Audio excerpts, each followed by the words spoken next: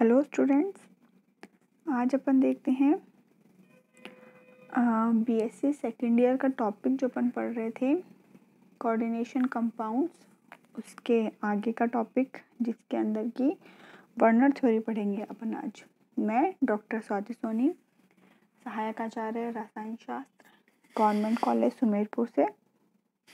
तो वर्नर ने थ्योरी दी थी कोऑर्डिनेशन कंपाउंड्स के लिए, ठीक है, जो कि 1893 में दी थी, 1893 में, ठीक है, जिनके अनुसार कि किसी भी मेटल जो होती है कोई भी कॉम्प्लेक्स जो होता है या कंपाउंड होता है उसमें दो तरीके की संयोजकताएं पाई जाती हैं।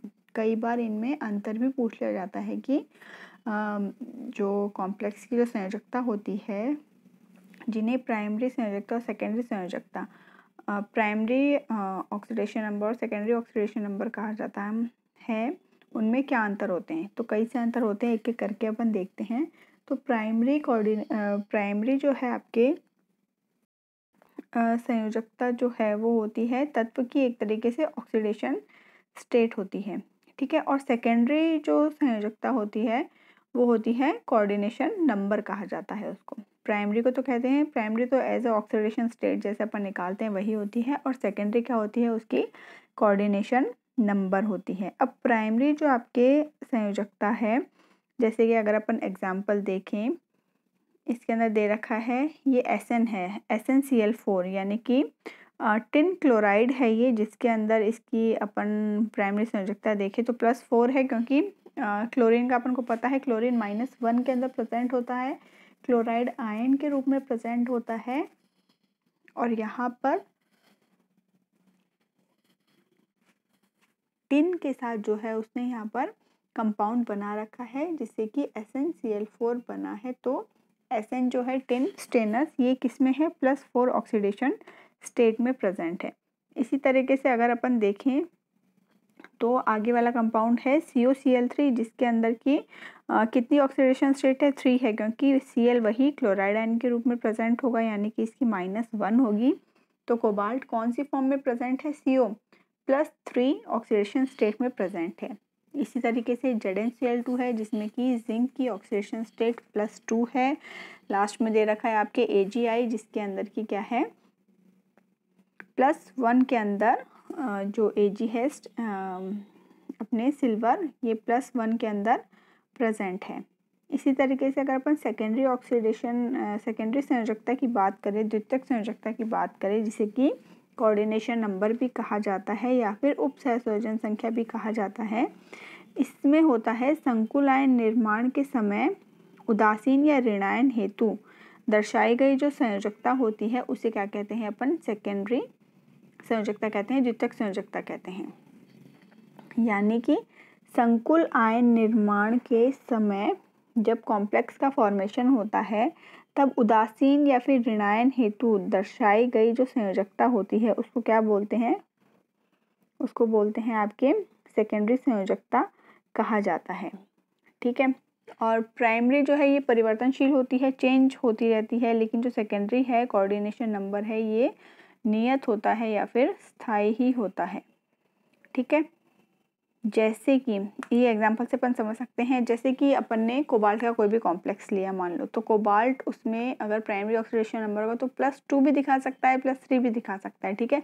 लेकिन अगर कोबाल्ट का कोई कॉम्प्लेक्स है और कोबाल्ट की उप सहसंयोजन संख्या या कोऑर्डिनेशन नंबर जो है वो 6 है, तो वो 6 ही रहेगी, चाहे वो किसी के साथ भी कॉम्प्लेक्स बनाए। लेकिन प्राइमरी संयोजकता जो है वो चेंज हो सकती है, यानी कि कोबाल्ट की ऑक्सीडेशन स्टेट +2 भी हो सकती है और +3 भी हो सकती है, ठीक है। इसके बाद अपन देखते हैं कि इसे दर्शाया कैसे जाता है। प्राइमरी ऑक्सीडेशन नंबर जो है इसे डैश डैश के द्वारा, डैश डैश की लाइन के द्वारा दर्शाया जाता है, और सेकेंडरी संयोजकता जो है कोऑर्डिनेशन नंबर जो है इसे सीधी लाइन के द्वारा दर्शाया जाता है, ठीक है। जैसे अगर अपन एक एग्जाम्पल देखें तो जैसे कोबाल्ट का एग्जाम्पल दे रखा है, जिसमें कि कोबाल्ट CCl3.6NH3 है, यानी कि कोबाल्ट के साथ 3 क्लोराइड और 6 अमोनिया के अणु जुड़े हुए हैं। तो इसका फॉर्मूला क्या है, आगे देखिए, जो बड़े ब्रैकेट में फॉर्मूला दिया गया है, इसके अंदर क्या है, कोबाल्ट NH3 6NH3 और फिर इसके बाद क्या है बड़ा ब्रैकेट बंद +3 इसकी क्या हो गई ऑक्सीडेशन स्टेट, साथ में क्या दिया हुआ है 3 क्लोरीन के अणु। यानी कि अगर अपन इसमें देखें तो इसमें तो क्या है कोबाल्ट के साथ क्या जुड़ा हुआ है, कोबाल्ट के साथ 3 क्लोरीन जुड़े हुए हैं और 6 अमोनिया जुड़े हुए हैं। लेकिन इसकी कोऑर्डिनेशन नंबर कितनी है, द्वितीयक संयोजकता तो इसकी कितनी है कोबाल्ट की 6 होती है, यानी कि 6 ही लिगेंड जो है वो इससे जुड़ेंगे और बाकी के 3 किस में चले जाएंगे, ये प्राइमरी संयोजकता को सेटिस्फाई करने में चले जाएंगे, प्राइमरी संयोजकता को संतुष्ट करने में चले जाते हैं। जैसे अगर अपन इसका डायग्राम देखें तो अपन ने क्या कहा था, प्राइमरी संयोजकता को कैसे दर्शाते हैं, डैश डैश द्वारा दर्शाते हैं, जो कि इसकी ऑक्सीडेशन स्टेट होती है। यानी कि इसमें क्या है 3 क्लोरीन के अणु जो जुड़े हुए हैं इसमें वो इसकी प्राइमरी संयोजकता को सेटिस्फाई कर रहे हैं। इसका मतलब इन क्लोरीन को जो है वो डैश डैश वाली लाइनों से दर्शाया गया है। कॉम्प्लेक्स की जो स्ट्रक्चर दे रखी है और सेकेंडरी वाली को कैसे दर्शाते हैं, कंटिन्यूस लाइन के अंदर दर्शाते हैं। तो सेकेंडरी संयोजकता कौन सी है, कोई भी ऋणायन या उदासीन अणु जो कि कॉम्प्लेक्स निर्माण के समय संकुल निर्माण के समय मेटल के साथ रिएक्शन करता है। तो मेटल के साथ कौन प्रेजेंट है, बड़े ब्रैकेट में अमोनिया प्रेजेंट है, यानी कि ये इसकी सेकेंडरी संयोजकता को क्या करता है, सेटिस्फाई करता है। यानी कि अमोनिया अगर मेटल से जुड़ेगा तो उसको कैसे दिखाएंगे, एक कंटिन्यूअस लाइन के अंदर दिखाया जाएगा, जिससे कि ये चित्र में आपको भली भांति पता चल रहा है।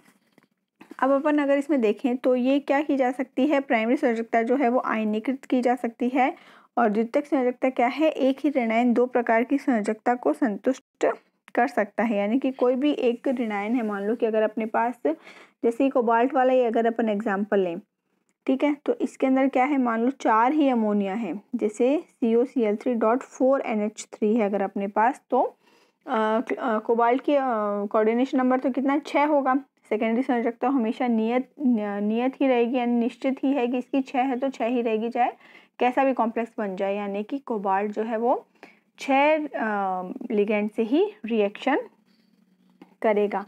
तो जैसे इसके अंदर देखते हैं तो कोबाल्ट के साथ क्या है, 4 अमोनिया है और 2 Cl2 है और 1 Cl क्या आ गया, बाहर की तरफ आ गया, जो कि इसकी प्राइमरी संयोजकता के साथ जुड़ेगा। तो सेकेंडरी संयोजकता के अंदर क्या है, एक ही ऋणायन दोनों प्रकार की संयोजकता को भी संतुष्ट कर सकता है। यानी कि क्लोरीन जो है वो बड़े ब्रैकेट के बाहर भी है और बड़े ब्रैकेट के अंदर भी है, यानी कि वो प्राइमरी संयोजकता को भी सेटिस्फाई कर रहा है और सेकेंडरी संयोजकता को भी सेटिस्फाई कर रहा है। ठीक है, इसके बाद एक और है सेकेंडरी संयोजकता में कि ये दिशात्मक होती है और समावयवता दर्शाती है। और अगर अपन इसका डिनोट करें इसको अगर डायग्राम या फॉर्मूले के अंदर, तो प्राइमरी संयोजकता जो है वो ब्रैकेट के बाहर वाली होती है और सेकेंडरी संयोजकता जो है वो ब्रैकेट के अंदर वाली होती है। तो ये थी वर्नर थ्योरी, जिसके अंदर उन्होंने क्या बताया था कि किसी भी कॉम्प्लेक्स के अंदर 2 तरीके की संयोजकताएं पाई जाती है, प्राथमिक संयोजकता और द्वितीयक संयोजकता, और इसके अंदर निम्न प्रकार के अंतर पाए जाते हैं।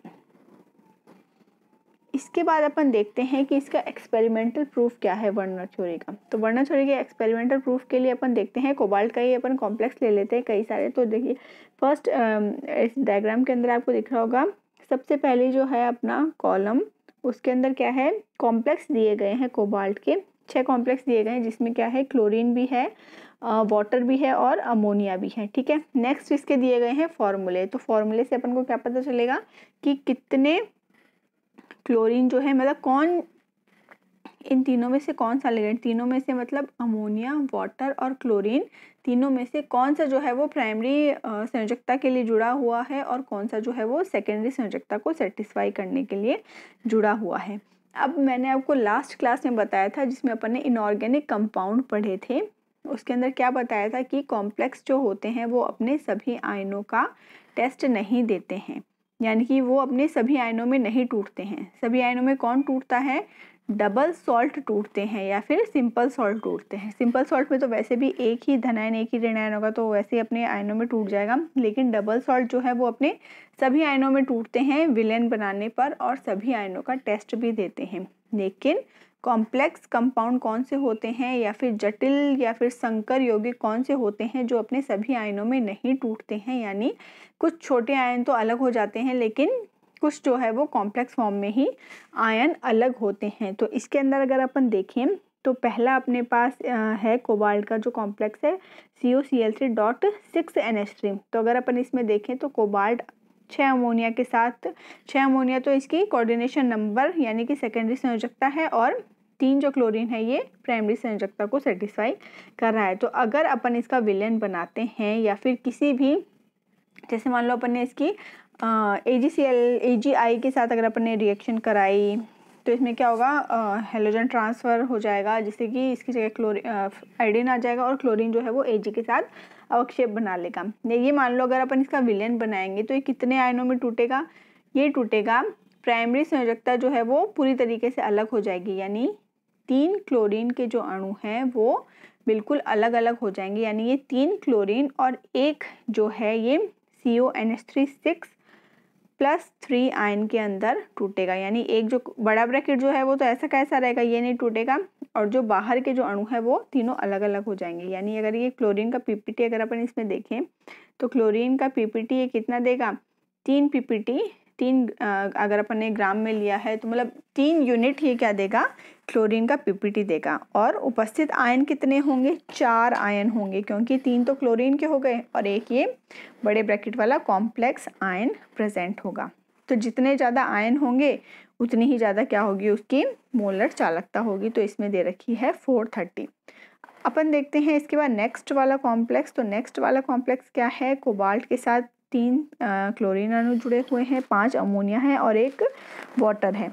तो वही पहले वाले उदाहरण में क्या था, अपने पास 6 अमोनिया थे, यहाँ पर अपने पास क्या है, 6 अमोनिया की जगह 5 अमोनिया है और एक जो है वो वाटर मॉलिक्यूल है। तो वही क्लोरीन 3 बाहर है, यानी कि प्राइमरी संयोजकता के लिए जुड़े हुए हैं तीनों क्लोरीन। तो क्लोरीन के कितने PPT मिलेंगे अपन को, 3 यूनिट क्लोरीन के PPT मिलेंगे, और आयन कितने होंगे, 3 क्लोरीन के आयन होंगे और एक जो है वो आपके कॉम्प्लेक्स आयन होगा। तो 4 तरीके के इसमें आयन उपस्थित होंगे और मोलर चालकता वही इसकी 430 के आसपास रहेगी।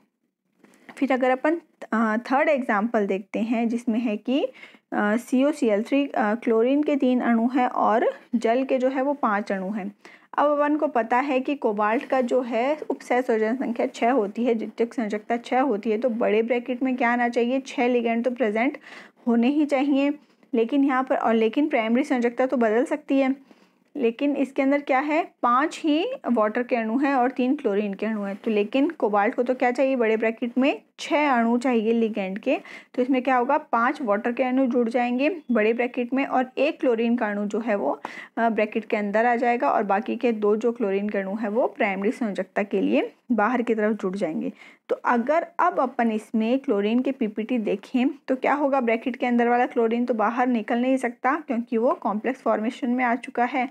तो बाहर वाले जो क्लोरीन है, 2 क्लोरीन, तो क्या करेंगे, 2 क्लोरीन जो है वो PPT देंगे और आयन कितने हो जाएंगे, 2 क्लोरीन के आयन और एक कॉम्प्लेक्स वाला आयन, यानी कि 3 आयन उपस्थित होंगे सॉल्यूशन के अंदर। और मोलर चालकता क्या हो जाएगी, जितने ज़्यादा आयन्स होते हैं उतनी ज़्यादा चालकता होती है। तो पहले वालों में 4 थे तो 430 के आसपास हो रही थी, लेकिन इसमें 3 आयन है तो 250 के आसपास इसकी मोलर चालकता हो जाएगी। इसी तरीके से नेक्स्ट वाला एग्जाम्पल है जो कि सिस और ट्रांस के अंदर है।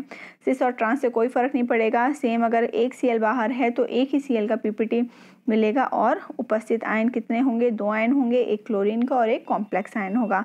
तो इनकी मोलर चालकता क्या होगी, उनके कंपैरेटिवली कम हो जाएगी, 100-100। ध्यान रखना, सिस और ट्रांस से कितने आयन निकलते हैं और कितने क्लोरीन PPT देते हैं उस पर कोई भी असर नहीं पड़ता है।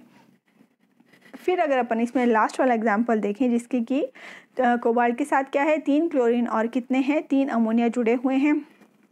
तो प्राइमरी संयोजकता तो बदल सकती है, जैसे अपन ऊपर वाले में देखा, शुरू में 3 थी, फिर 2 हुई, फिर 1 हुई, लेकिन सेकेंडरी जो संयोजकता है वो नहीं बदल रही है, हमेशा 6 लिगेंड ही कोबाल्ट के साथ जुड़ रहे हैं। तो लास्ट वाले के अंदर भी क्या होगा, 6 लिगेंड जुड़ेंगे, जिसमें कि 3 अमोनिया के हो गए और 3 क्लोरीन के हो गए, तो बाहर एक भी प्रेजेंट नहीं होगा। तो ये क्या हो गया, एक तरीके से उदासीन कॉम्प्लेक्स हो गया। तो क्लोरीन बाहर एक भी नहीं है, अंदर वाले क्लोरीन PPT नहीं बना सकते हैं, इसलिए कोई भी PPT नहीं मिलेगा। और आयन क्या होगा, आयन भी 0 होंगे क्योंकि ये एक उदासीन कॉम्प्लेक्स बना है। और अगर आयन ही नहीं है तो इनकी मोलर चालकता भी कुछ नहीं होगी।